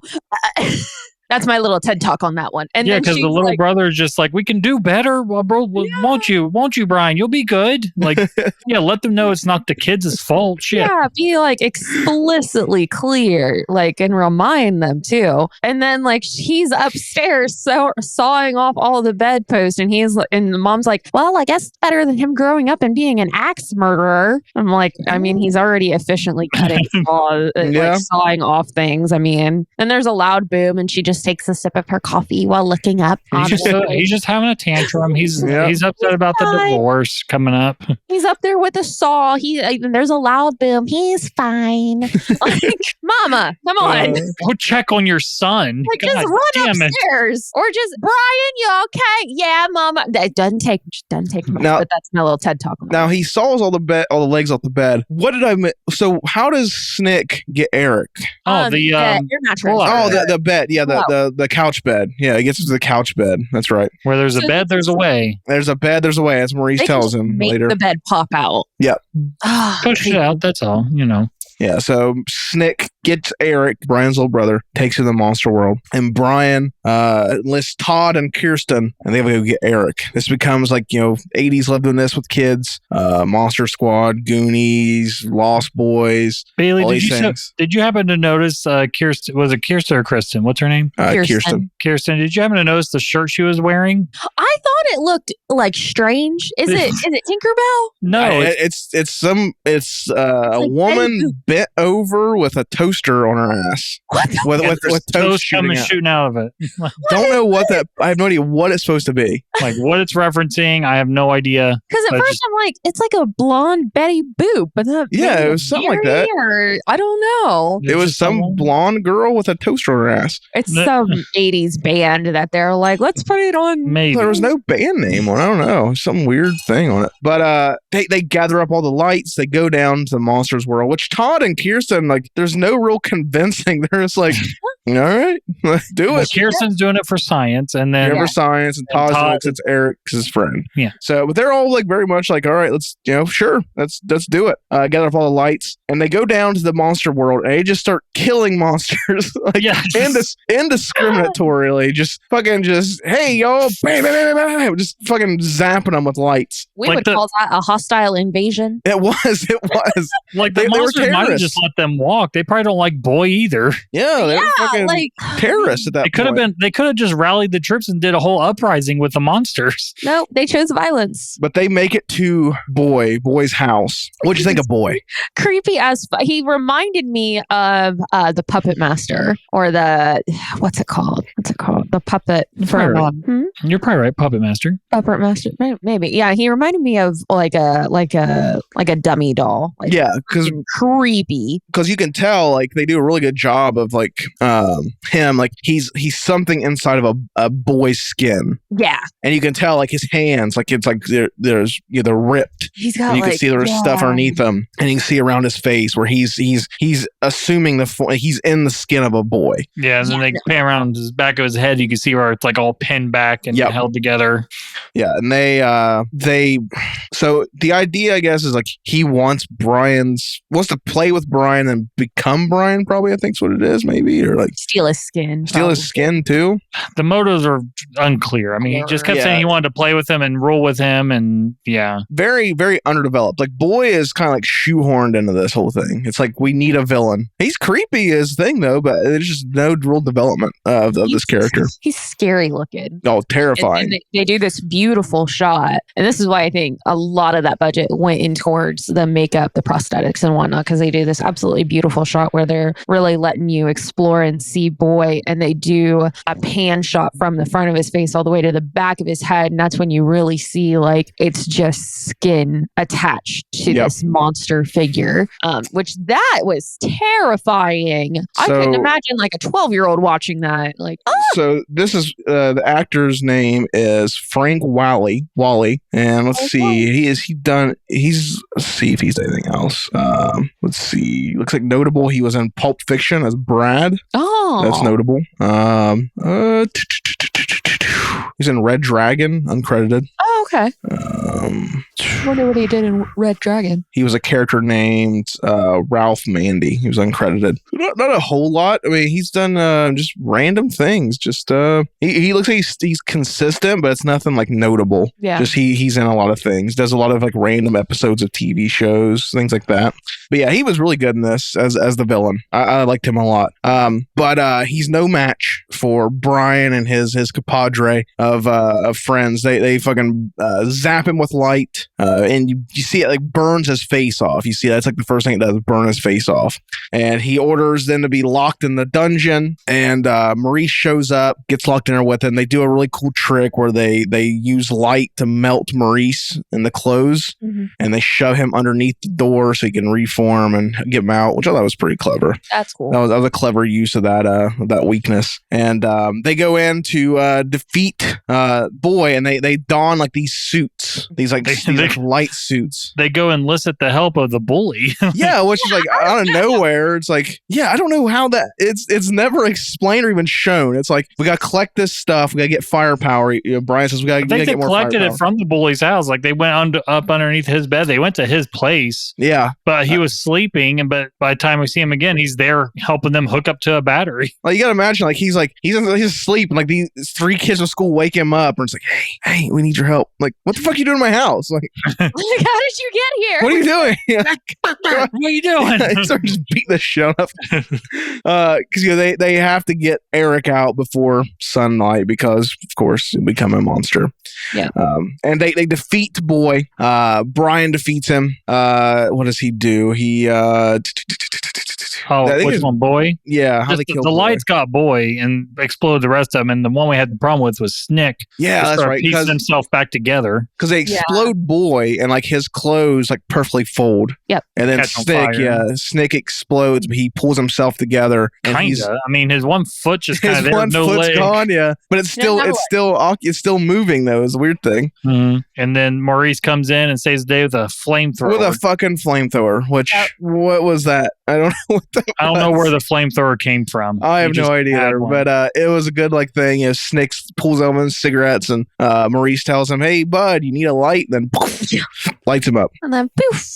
And they have to get to the monster world, and this is where we have our like ticking clock. Everyone likes a ticking clock. They have to hurry up and get to the surface world as they go to get through the floor of Brian's room, but it's too late. Daylight's already come. But luckily, we have time zones. Yeah. And they have to race across the country, which it was way urgent that it needed to be. Because like time zones, there's like a 2-hour difference, an hour, 2-hour difference. I guess that's something I got lost on us is like, how big is this world? Are they running across the country doing this? Yeah, and I guess we don't know how time works there either. Like what the time, that how was my time thing works. is they didn't specify how time really works. He has a line about like time something, but I don't remember what it was. We had like a line about time, but I cannot remember what it was. Yeah, because our world is like, it's, what did he say? Time is fuck. Yeah, he did have some kind of weird line, but I don't think we hear him finish it because they run off. Right. But they make it to Malibu. They all get out. They all get out. But there's just really extended. A hobo on a beach. Yeah, there's a hobo on a beach. Like they got to like the furthest point they could. And there's a very long, drawn-out scene of Maurice and Brian, where it's like they're making it seem like they'll never be able to see each other again. But from what even Maurice says there in that part, where there's a bed, there's a way. So it's like you're not like you're going to see each other the next night. Yeah, there's nothing stopping. It's like you can hang out still. Yeah, you can still hang out. But Maurice tells him, how important it is to have friends, and he gives him his leather vest and promises they'll meet again someday. Which they can meet again tomorrow if you want. Hey, would you? That's Dawn's in 12 hours. You want to meet again? He's gonna go ask for his vest back the next day. Yeah, hey, bud, I need that back. What's up? And the kids call the parents and tell them that they're in Malibu, and that's where the movie ends. How'd you get to Malibu? What the fuck? Yep, that was Little Monsters. That was Little Monsters. How do you even start to explain that? Like, we're in Malibu. Yeah, really. How'd What's you it? get there? Well, there's monsters. Yeah, and we climbed out from underneath a hobo, and here we are. God, so they're in Boston. So that's all. It's literally across the country. Across the country. Yeah. Yeah. The hobo. Did he have something like under his back, or did they just like? He was on like a cot. He was on a cot. Yeah, he was on some little cot thing. Bed enough. Yeah, bed enough. It works. A bed's a bed, I guess. We don't know the rules, but that was Little Monsters, 1989. So let's do as we do. Let's go ahead and let's talk about. Let's go and rate Little Monsters here in our next segment. The next segment. Woo. Boy gets what he wants. If he asks you for a favor, you should take that as a compliment. Little Monsters. We did it. We watched it. You guys get to see it for the first time. I gotta watch it for better or worse. For about the 2,000th time, I would say. Not a great movie, but just one I have the rose tinted glasses for. I had to be the only reason for why you picked it. It's like just. Well, I needed a PG movie because I was trying to make it work for this. Of all the PG movies, I mean, it's pretty good. You probably could pick Secret of Nim or something. Even it's got to be a horror. I don't know what Secret is. That a horror movie? Oh, never mind. Yeah, it's got to be a horror movie. There's fucking terrifying shit in there. Yes, yeah. We could have done Never Ending Story. Yeah, I did. I brought I should have done Return to Oz if I didn't think about it. Yeah. So I did it. I made a white onion and peanut butter sandwich to see how this is. I'm not a big fan of onions. I like them like cooked. I'm not a big fan of raw onions, I should say. But let's give it a shot right here on the pod. Because if there's one thing people love on audio podcasts, it's people eating things. Oh god! Are you going to smack the lips into the microphone? Try not to. I don't want to be You absolutely better. There you go. I'm gonna eat it. Take a bite. All right. Let's see. He taking a bite, doing chew. No confusion face. He's just kind of eating it. Much. It's an odd flavor. It's an odd flavor, he says. Would you call it a bad flavor though? I like onions. I like cooked onions. It tastes like, I don't know. It's a weird one. I don't know. It's not something we eat all the time. I don't know why you would develop. I don't know why you would develop this as like a concept in your head of like. This is your thing. But yeah, I'm not gonna finish that for sure. I'm throwing it away. Gross. Shy, there's actually no dogs. Yeah, I tried this morning on my omelet. I tried some Chick-fil-A sauce. Ooh, I love Chick-fil-A see sauce. what that was about. Chick-fil-A sauce goes on everything. Mm-hmm. I love Chick-fil-A sauce. It goes on everything. It goes on eggs. It goes on tortillas. It goes on salad. Tortillas? What did you say it like that for? Huh? What'd you say it like that for? Because it sounded right. It felt right. No. Trying to sound cultured, like you're not from Chillicothe, Ohio. Exactly. I'm trying to like tortillas. She's not from Chillicothe, Ohio. Oh yeah, I'm from Georgia. And lived in Vegas. Hicksville, Georgia. Vegas. And listen, I lived in a very nice. Yeah, you lived in all these cool places, then you ended up in Chillicothe, Ohio. Listen, we followed where the money went. Okay, it didn't have to go to exciting places. Money. Are you saying you're a gold digger? Yep. No, my dad's there we go. We went where the work went. We were There's like, physics work in Chillicothe? What the fuck are they?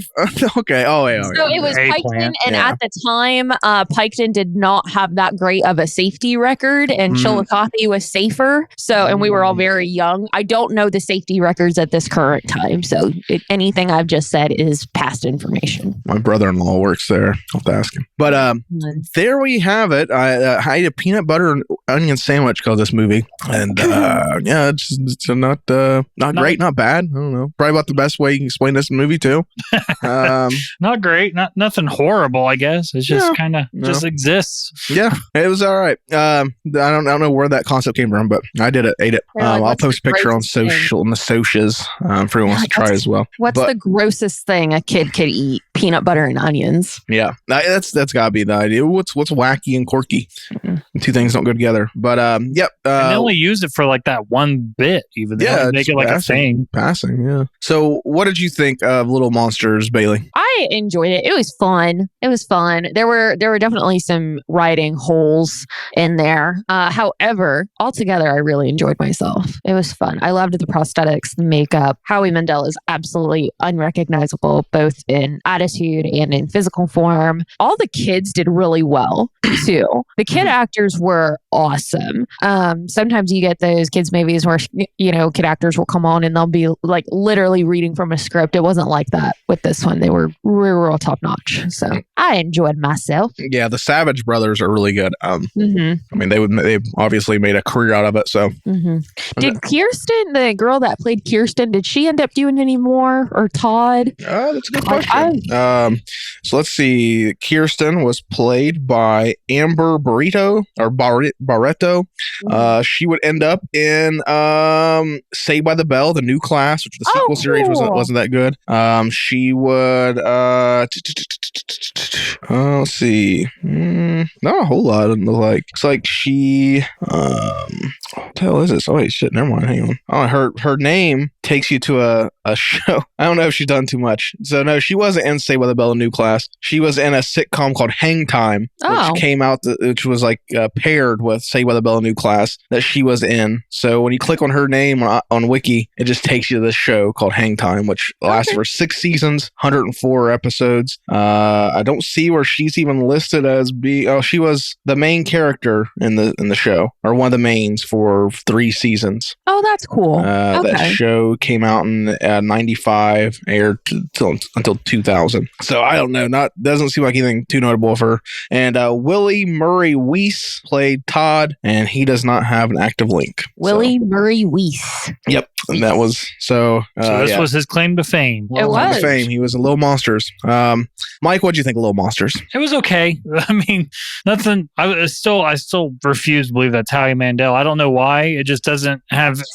Maybe I just don't know enough about Howie Mandel. The only thing I really know him from is the Deal or No Deal shit. Right. And that's not Howie Mandel. He didn't.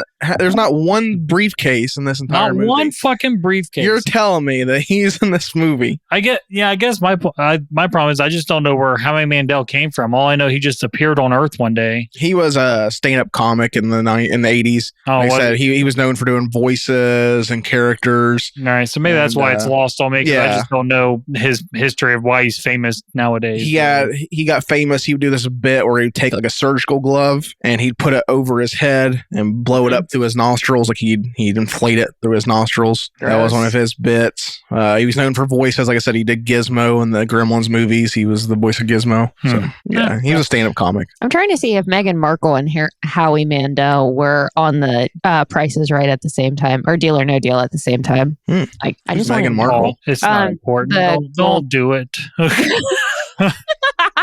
Fucking royal family shit, Tyler. Oh.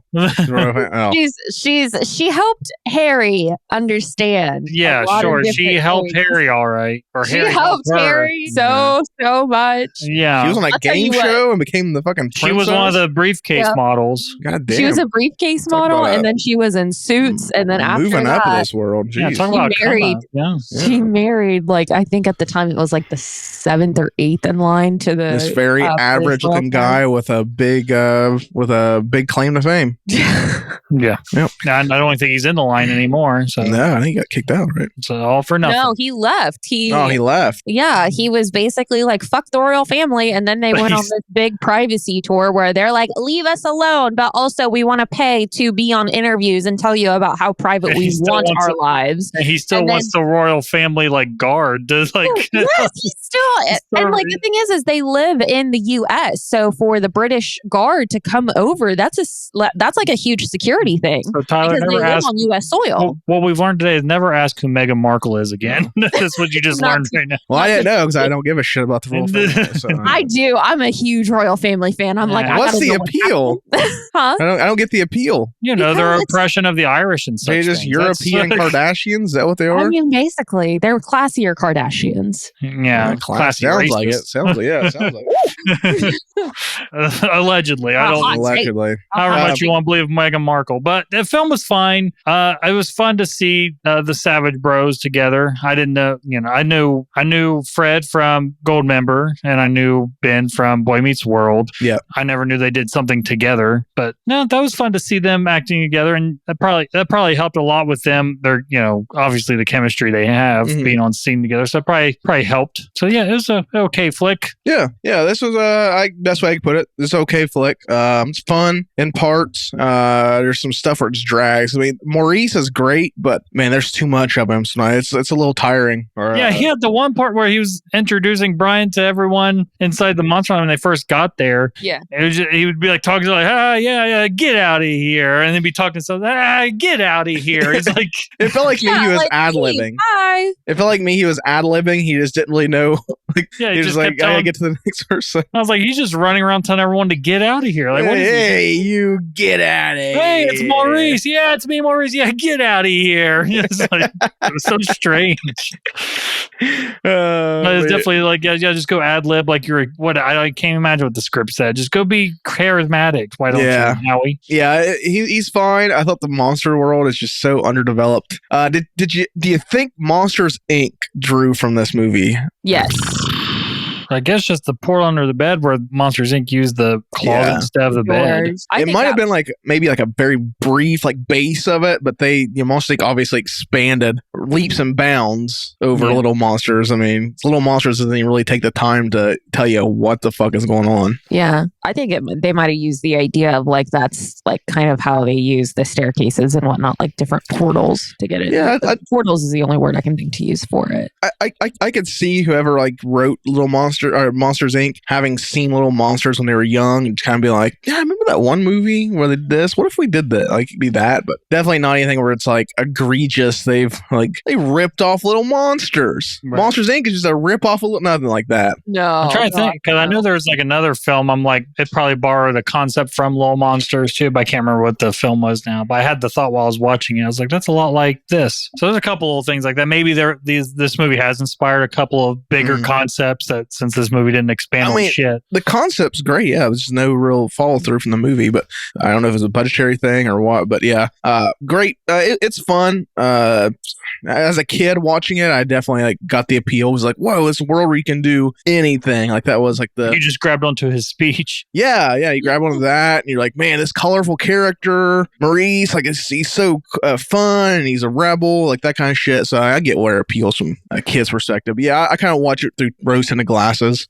Because it's not a perfect movie by any means, but I think it's fun. So what are you rating it, Bailey? I'm gonna rate it 4 out of 5 leather jackets with sunglass pins on it. Or should it be? Okay. Yeah, the sunglass pins is what I noticed. Yeah, I noticed that too. But it actually says "Born to Be Wild" on the back, which is I like that. I like his jacket. I'm gonna give it 3 out of 5.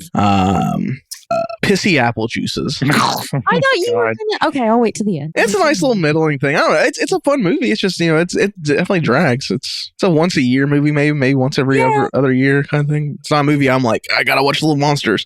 It was just kind of out of necessity. I picked it because we was trying to do the. So many other choices. I could throw that movie on and have it on as background noise. To be honest. Oh, absolutely. It was fun. Yeah. Yeah. What about you, Mike? I'll give this 2 out of 5 skin suits. Ooh.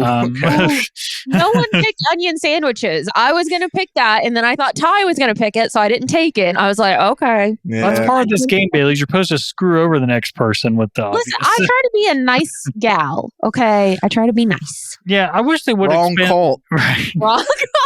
Yeah, there's a bunch of stuff they should have expanded on. Like even the boy, like was he wearing the skin suit just for the benefit of talking to Brian, or is that just something he does because he wants that to be his identity? I think it's he wants to be a little boy. Right. He's just jealous of humans or whatever. Who knows? Hey, kind of be like a Michael Jackson thing. Oh, geez. Never I was mind. thinking more along the lines of like so Could that be. he can go out into the world and like be a monster in the world. I feel like he just wanted to be a little boy. He just didn't want to be a monster. He admired children. He had all the toys and stuff, and I feel like he's admired kids. Wanted to be a Does kid. he call his castle Neverland? That's what we need to find out. They called it the ladder, didn't they? Like the Something. boys' ladder or something.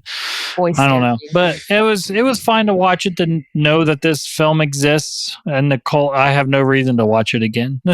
No, I mean I have it. I like it every now and then, but it's definitely a once in a while movie I'll put on. Like if I'm in the mood, if it's a Halloween season, I'll put it on. If I don't have anything else to watch, but yeah, it's a fun one. It's a fine movie. It's a fun one. It's I watched it when I was younger. If I'd have watched it when I was older, I probably would have been like, it's all right. But yeah, I like it. It's a fun one, and we got to watch it on Cultober 3. So we did it so we could appease this PG thing we're doing on Sundays. All these videos are PG for kids.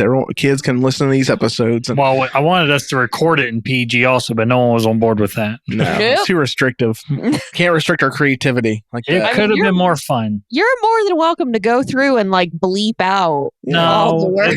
it loses the charm I wanted in it because I wanted to see us be all creative and not say cuss words. I would be down for an episode of that. For an episode. I don't think I'd want to do it as Oh, we had to pick like the most PG movie ever then. or we pick like the most R-rated movie possible. Oh, jeez.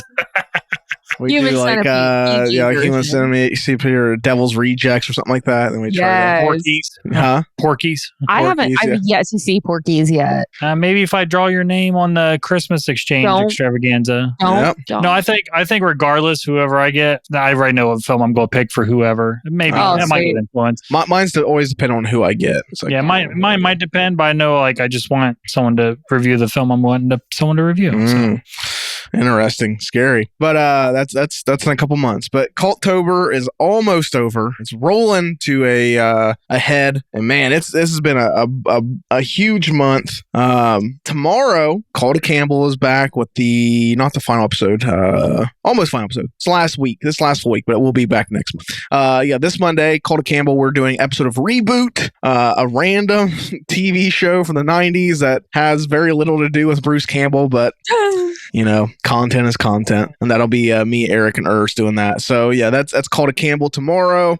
Cult Talk Conspiracy comes out Tuesday. This Wednesday, it's the last Wednesday edition of Cultober for the month. We are doing From Dusk Till Dawn. My pick. Some vampires. Yeah, it's Mike's pick. Titties. Yeah, titties and vampires. And Who's on that one? I forget who's on that one. Bailey, are you on Dust Till Dawn? Bailey's on it. I know for sure Bailey's on it. Yeah. Yeah. And then Friday is the final Friday edition of Cultober for the month. We are doing The Crow. It was Bailey's pick. That's Yep, fine. that's I went Bailey's as Eric pick. Raven last Halloween. Oh, nice. I want to go as him again, but also it's like, why? Why do it again? But why not? I go as a Ghostbuster every year. Yeah. So Just do what you want. What? yeah, Bailey, live your you're an fantasy. adult. Live your fantasy. It's Halloween. That's what it's okay. for. There we go. I want to be a Ghostbuster, so I go as a Ghostbuster every year. Then next Sunday, the last Sunday edition of Cultober, we're doing the Halloween Tree book. Woo! So that'd be fun. Book review. First book review we've done on Cultober. So that's going to be fun. But yeah, this month, it's almost over. Almost there. We're getting there. And then it all leads up to our big Halloween edition of Cultober where we're doing the Addams Family. It's Yeah. going to be Oh, fun. it's Bailey, Ursa, and myself on From Dusk Till Dawn. Nice. Nice. Hell yeah. That'd be a fun episode. Ursa and I get to talk about titties with Bailey. Yeah, that'd be Yeah. fun. Have you seen Dusk Till Dawn, Bailey? Yes. Oh, It's the Tarantino film, correct? yes. Yes. Yes. he's in Yeah. Yeah. Tarantino, Where Penelope Cruz. That was Penelope Cruz's first movie as well. Mm-hmm. Did you know that? I did not. Yeah, that was her first film. But I was worrying about other things with that film growing up. So. She knew he had a foot fetish. Oh yeah. Tarantino wrote that movie, put a very specific scene in there, and had himself as the good old time. As a receiver of that. A good old time. You got to admire the guy. He did it. He did it. He knew what he wanted as well. Yeah, can we get Salma Hayek to pour liquor into someone's mouth using her feet? And I guess I could do it. I guess I could play it. You know? Yeah, I could play that character. It's fine. Yeah, no, we don't need to cast. I can do it. I said I'll do it. I said I'll do it. It's fine. I don't need to sign anything. It's fine. Now, forgive me for my saying Penelope Cruz when that is clearly the goddess Salma Hayek. Yeah, I was wondering who you were talking about, Penelope Cruz. I was like, I don't remember her being in it, but yeah, Salma Hayek. But yeah, that's Little Monsters. We did it. It's the final, almost final PG movie, or final PG edition of Cultober, and it's in the can, and we're getting ready for our final full week. But that about do it for us here, guys. If you want to keep following at Cult Talk Net, make sure you check out at Cult Talk Net across the board. That's YouTube, Twitter, Facebook, Instagram, all the things. Hit us up on Instagram. It's the best place to get us direct. Me and Mike are on there most of the time, so it's pretty easy access there. Cult of Campbell comes in on Mondays. Cult Talk Conspiracy every other Tuesday, except for this month, where it is every week through Cultober. And Cult of Lore every first and third Thursday of the month. And they're getting better about making it on the Thursday. Yes. Really Make sure you check out youtube.com/culttalknet, because they put up a really cool full-length animated version of the podcast, a little added experience to enjoy the podcast. Make sure you check that out, because they work really hard on it. Cultober this month, biggest one we've ever done. Every Sunday, every Wednesday, every Friday, and then Halloween Day, we're doing an episode. Huge endeavor we undertook this year, making it the biggest Cultober ever. Mike, how do you feel about the biggest Cultober ever? I don't know. I've only edited Hocus Pocus so far at the time of this recording. No, it's coming. Yeah, someone launched a summer event upon me, so that slowed me down. Yeah. Maybe that was. Yeah, it's almost like you shouldn't agree to it. Well, it's almost like it's trying to get pitched. Is that it? If you wouldn't ask, I wouldn't have done it. I can't say no. Yeah, no. If you don't tell Ty to stop, you taught me this, Michael. Yeah, if I don't stop, if you don't say no, I'll keep going. I have more and more and more and more. All the content. That's how I do it. Yeah, all the content. Yeah, I'll pitch a podcast a day if you're not careful. I at least have one or two podcast ideas a day that don't go pitched, but because they're not good, probably either. Oh, yeah, they're all right. Every day I just go to ChatGPT. Like, give me 5 podcast ideas. No, ChatGPT, the only thing it does for me is write scripts. That's all it does for me. I have a script for Jaws. That's all I have to do. Just once a day. Give me a Jaws script. Yeah, give me a Jaws script. What the fuck ever. Have you come across a good one yet? No, I'm sure not. No, it's not built for that yet. Some people do it. ChatGPT 4.0. Who knows where we're at now, being in real time. But 4.0, you can do some crazy shit with that. But we should do 3.0. Oh, sorry. We should do a ChatGPT for Little Monsters. See what the script looks like. Oh, geez. That'd be interesting. We could type that right now and read it. Do it. What? No, we don't need to do that. I'll do it just real quick. Do it real quick. See what happens. Do we want a sequel or just Little Monsters? Write a sequel. No, write a sequel. See what the sequel would be. Let's do a sequel. Yeah. Write a sequel to Little 1989. Little Monsters 1989. Yeah, so it doesn't do the 2019 one. Little Monsters. And go. Write a sequel, and there it goes. Little Monsters Unleashed. Ooh. That's the title. Young boy named Brian, now in his late 20s, lies in bed, unable to sleep. Memories of his childhood adventures with the mischievous monster Maurice flood his mind. Determined to reconnect with his old friend, Brian jumps out of bed, slips on his shoes, and heads out into the night. So he's trying. It's going to be a story about him trying to reunite with Maurice in his late 20s. Okay. Aww. It goes on and on. We get the idea just off of that, really. Oh, yeah. That's good log line for it. At the end, they embrace. Their bond stronger than ever before. before. Whatever they went through, they're stronger than ever before. Oh, that's good. Sounds That's like a good. divorced couple. Yeah. Are we sure this isn't for Does it say who the Brian and villain Aaron's is? parents? Oh, God. Is there a villain reference in it? Let me the see. boy. What's the villain's name? Boy. No, Boy I'm and asking Snake. it. Oh, Because I'm not going to read through all this. Yeah. Villain. God damn it. Spell villain, Michael. Jesus. VILL. I got it. Oh yeah, don't take spelling advice from me. I spelled tomatoes with 3 T's the other day. The villain's name is Malachi, I guess. MALACHI. yep. Because they Malachi. pulled from corn. The A corn. malevolent entity that seeks to bring chaos and destruction to the monster world. So he's going to find his friend Maurice, and the monster world's all in shambles because Boy's not there to keep it in whatever order it was anymore. And I figured it would be like a villain who's trying to bring the monster world to the human world, like that old trope of like, why should they have it all? Yes, very Halloween Town-esque. Yeah. Super Mario Brothers, the movie esque. Yeah. well, ChatGPT doesn't get nuance in filmmaking, so it wasn't going to do all that for you. Yeah. Yeah, but that's interesting. It's an interesting concept. But I think that does it for Little Monsters. Good episode. You guys get to see Little Monsters, movie I enjoy, and it seems like it's a varied result from you two. But there you have it. Bailey actually rated it higher than I did, which was surprising. I know. I give it the highest rating. She didn't want to offend you. That's all. Yeah, I mean, I try to be nice to the Cultober movies. I give them a little oomph. Yeah. Well, there you go. You can go check out Little Monsters. It's on Prime. I thought it was on Tubi for a while, but I couldn't find it on there, so it's on Prime. Tyler, you're gonna have to talk with Tubi. Say, listen, we don't get our free subscription for nothing. I'll have to hit them up. To keep Little Monsters. Yeah, you got the connects. Yeah, hit up my connection at Tubi. Yes. Get that figured out. But there you have it, guys. Little Monsters, 1989, as part of Cultober. We are rolling on, almost there. But thank you guys for listening. Until next time, I've been Ty. I've been Bailey. Oh, whoa. Close enough. Close enough. Close enough. Yeah. Oh, well, that's what we're going with. It was wrong either way, so moving on. And that'll do it. Make sure you check under your bed. Check on. That's a different movie. Bye. Bye.